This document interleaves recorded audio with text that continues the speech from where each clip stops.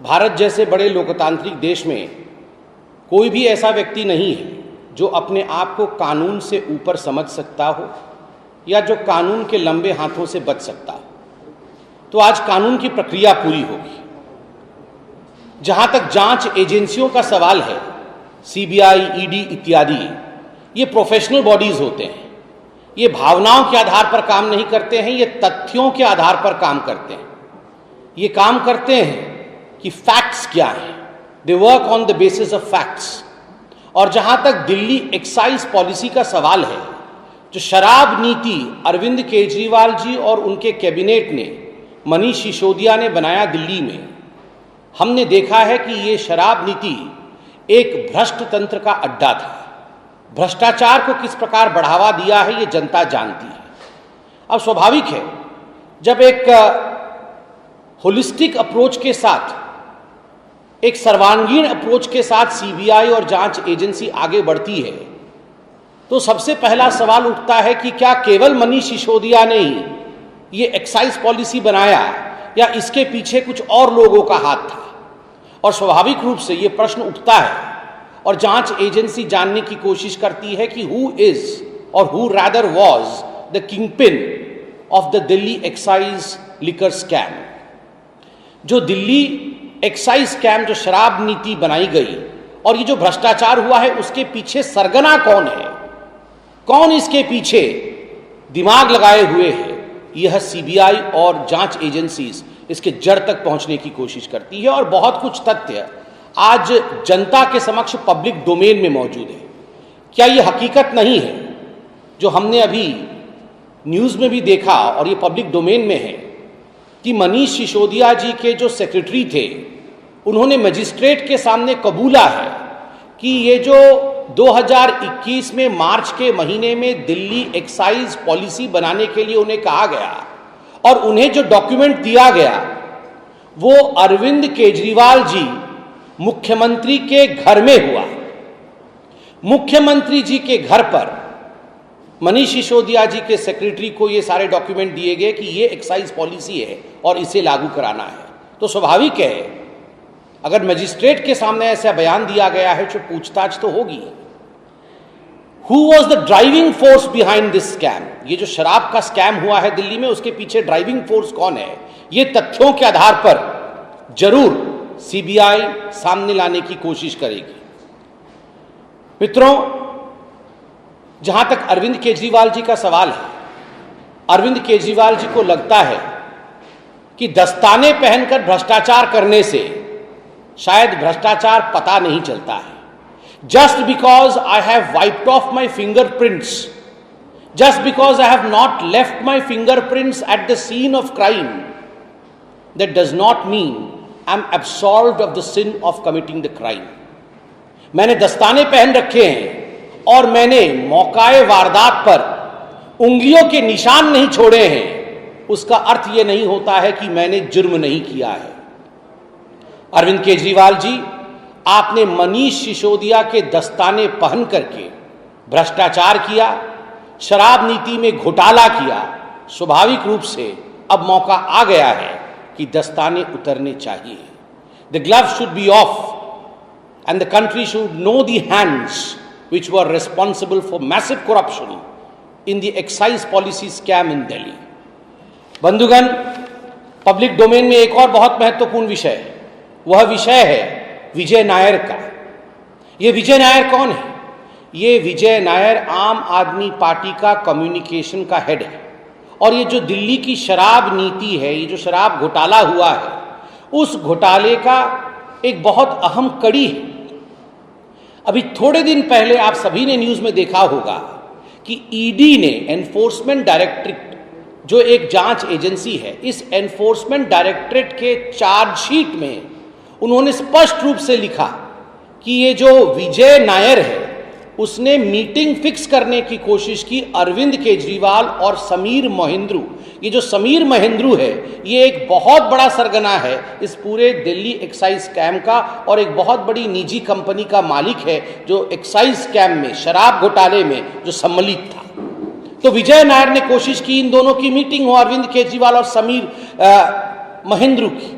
मगर किसी कारणवश ये मीटिंग नहीं हो पाई और अंततोगत्वा फाइनली एक फेस टाइम के माध्यम से अरविंद केजरीवाल ने समीर मोहिंद्रू को ये एडवाइस दिया, उन्होंने ये डायरेक्शंस दिया कि आप चिंता मत करिए, ये जो विजय नायर है ये हमारा आदमी है, आप जो ये कहे उसी हिसाब से चलिए, काम ठीक हो जाएगा, काम ठीक हो जाएगा। तो आप सोच के देखिए, ये तो डायरेक्ट एविडेंस है और ये सब कुछ पब्लिक डोमेन में है।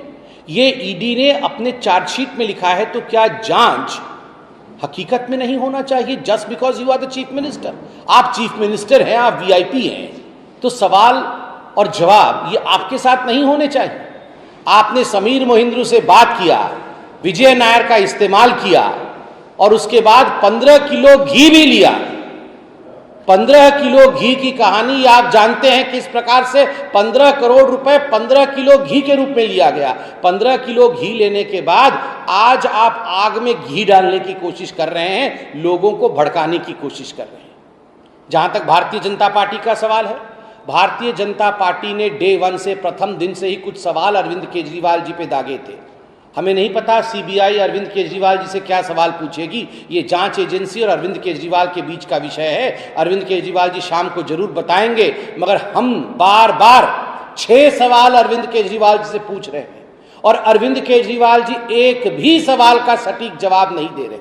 पहला सवाल, अरविंद केजरीवाल जी, ये दिल्ली एक्साइज पॉलिसी जिसको शराब पॉलिसी कहते हैं, शराब नीति कहते हैं, इस शराब नीति को आपके घर पे लागू किया गया, आपके कहने पर कैबिनेट ने इसे पारित किया दिल्ली के, और आपने बार बार कहा कि ये दिल्ली एक्साइज पॉलिसी के कारण दिल्ली के राजस्व को बहुत बड़ा लाभ होगा जी। इससे पहले आज तक जितना लाभ नहीं हुआ था, ये सारे दिल्ली एक्साइज पॉलिसी के कारण लाभ हो जाएगा। मगर 3000 करोड़ रुपए का नुकसान हुआ और दिल्ली एक्साइज पॉलिसी को आपको वापस लेना पड़ा। क्या कारण रहा कि जिसको आप कह रहे थे कि लाभ होगा, उसी पॉलिसी को आपको वापस लेना पड़ा? नंबर 1 प्रश्न। इसी प्रश्न में एक दूसरा प्रश्न मैं जोड़ देता हूं, क्या दिल्ली एक्साइज पॉलिसी आपके घर पर बनी थी और क्या दिल्ली एक्साइज पॉलिसी, ये जो शराब नीति थी, इसकी कॉपी सेक्रेटरी को आपके घर पर दिया गया था? दूसरा प्रश्न जो भारतीय जनता पार्टी अरविंद केजरीवाल से बार बार पूछती रही है, ब्लैक लिस्टेड कंपनियां जो थी, उन ब्लैक लिस्टेड कंपनीज को आपने ठेका देने का काम किया, ये गैर कानूनी था। आपने किया या नहीं किया? किया तो क्यों किया, किस कारण से किया, किसके कहने पर किया?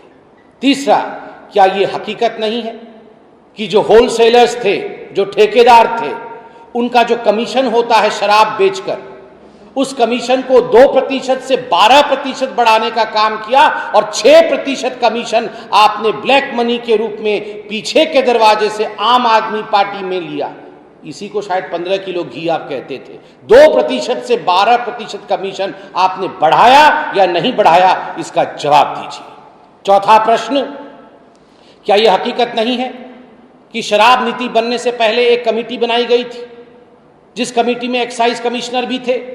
उन्होंने कुछ रिकमेंडेशंस दिए थे कि ये कानून सम्मत होगा, कानून के मुताबिक एक्साइज पॉलिसी इस प्रकार से बननी चाहिए। अरविंद केजरीवाल जी, क्या कारण था जो इन रिकमेंडेशंस को ताक पे रख दिया गया, इन सुझावों को ताक पे रख दिया गया और आपने अपने मन मुताबिक नई शराब नीति बनाई? किसके फायदे के लिए? पांचवा प्रश्न, क्या यह हकीकत नहीं है कि 144 करोड़ रुपया आपने अपने मित्रों का, अपने यारों का, जो ठेकेदार थे शराब के, उनका आपने माफ किया? क्या कारण था? और अंतिम प्रश्न और छठा प्रश्न है, ये विश्व में पहली बार हुआ होगा। आज अरविंद केजरीवाल जी कह रहे थे हिंदुस्तान को नंबर 1 देश बनाना होगा जी, और मैं ही हिंदुस्तान को नंबर 1 देश बनाऊंगा। शराब बेचकर आप हिंदुस्तान को नंबर 1 देश बनाएंगे? स्कूल के सामने शराब की दुकान, पूजा घर के सामने शराब की दुकान, कॉलोनियों में हर जगह शराब की दुकान, एक बोतल के साथ एक बोतल मुफ्त, ये पॉलिसी बना के आप हिंदुस्तान को नंबर 1 देश बनाएंगे? प्रश्न उठता है, ये विश्व में पहली बार होगी कि बोतल तो ज्यादा बिके मगर पैसा कम आया। ऐसे कैसे हो सकता है? We sold more bottles, but we got less money. Where did the balance go? ये मोटा माल कहां गया? ये घी जो निकलता है, आपने बोतल ज्यादा बेचे, पैसा कमाया, बीच की मलाई और घी ये किसके पास गया?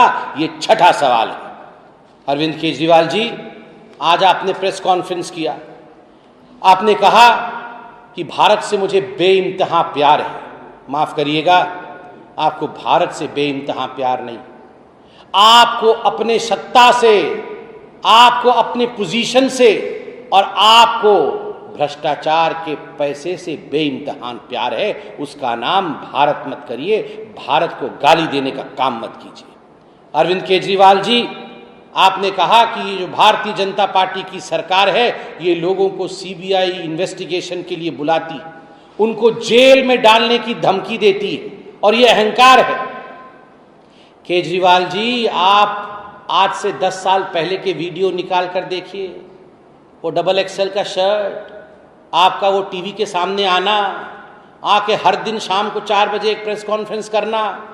देश में ऐसा कोई नेता नहीं बचा था, लालू प्रसाद यादव, सोनिया गांधी, राहुल गांधी और तो और देश के राष्ट्रपति प्रणब मुखर्जी जी तक को आपने नहीं छोड़ा था। आपने कहा था ये सारे भ्रष्ट हैं जी, भ्रष्ट भी नहीं कहते थे, आप कहते थे ये सारे चोर हैं और सारे चोरों के एविडेंस हमारे पास मौजूद है। मैं सत्ता पर आऊंगा, सबको एक एक करके जेल के सलाखों के पीछे भेजूंगा।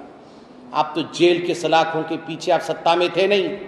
आप सत्ता में नहीं होने के बावजूद नाम लेकर लिस्ट जारी कर कहते थे इन सब लोगों को जेल भेजेंगे। आज आप अगर मोटा माल भ्रष्टाचार का कमा रहे हैं तो क्या आपके मंत्रियों को जेल नहीं जाना चाहिए? जेल जाना चाहिए। वो मंत्री जेल में हैं और उनको बेल नहीं मिल रहा है क्योंकि कानून के विरोध में काम किया है। क्या आपकी पूछताछ नहीं होनी चाहिए? बिल्कुल होनी चाहिए, क्योंकि आपने भ्रष्टाचार किया है, यह नीति आपने बनाया है। आपने कहा 75 वर्षों तक यह देश गरीब, घोटालों से मारा हुआ देश। बिल्कुल सच कहा। कांग्रेस के राज में यह देश भ्रष्टाचार का अड्डा बना हुआ था और आज कांग्रेस के अध्यक्ष मल्लिकार्जुन खड़गे ने आपको फोन करके सोनिया जी के समर्थन को जताया है कि चिंता मत करिए केजरीवाल जी, आपके पीछे सोनिया जी खड़ी हैं, आपके पीछे राहुल गांधी खड़े हैं, हम अरविंद केजरीवाल के लिए लड़ेंगे।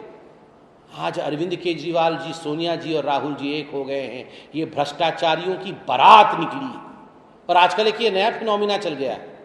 मतलब आप भ्रष्टाचार करेंगे, मोटा माल कमाएंगे, जांच एजेंसी आपको जांच के लिए बुलाएगी तो बैंड बाजा बारात लेके जाएंगे। जहां जहां उनके मुख्यमंत्री है सबको बुलाएंगे, जो जो मंत्री है उनको बोलेंगे तुम भी चलो, फिर हाथ वाथ हिला करके बाय बाय टाटा, बहुत बढ़िया, हमने बड़ा अच्छा काम किया, गाड़ी से निकल करके जश्न भ्रष्टाचार मनाएंगे। अभी थोड़ी देर में शुरू होने वाला है। वो अरविंद केजरीवाल जी भी कार से निकलकर हाथ वाथ हिला कर जाने वाले हैं जश्न भ्रष्टाचार मनाते हुए। ये वही लोग हैं जो ऑटो में लटक लटक के आए थे शपथ लेने के लिए कि हमारे पास तो गाड़ी नहीं है जी। सिर्फ केजरीवाल जी के पास वो नीली गाड़ी थी, बाकी तो किसी के पास गाड़ी नहीं थी। सब ऑटो में आए थे, याद करिए, लटक लटक के, दो इधर लटके थे, दो उधर लटके थे। हमारे पास तो गाड़ी नहीं है जी, हमारे पास तो कुछ भी नहीं है जी। और आज देखिए चकाचौंध देखिए उनकी। ऐसे ये लोग हैं। बोल रहे थे केजरीवाल जी आज, भगवान मेरे साथ है। केजरीवाल जी, भगवान हमेशा भक्त के साथ होता है, भगवान कभी भ्रष्ट के साथ नहीं होता है। आप भक्त नहीं हैं, आप भ्रष्ट हैं, इसलिए भगवान आपके साथ नहीं है। आज हम आशा करते हैं कि आप सीबीआई को सच्चा सच्चा उत्तर देंगे। जो भ्रष्टाचार आपने किया है, कितना घी आपने लिया है, ये सब आप सीबीआई को बताएंगे और शाम तक प्रेस कॉन्फ्रेंस करके इसका उत्तर भी देंगे।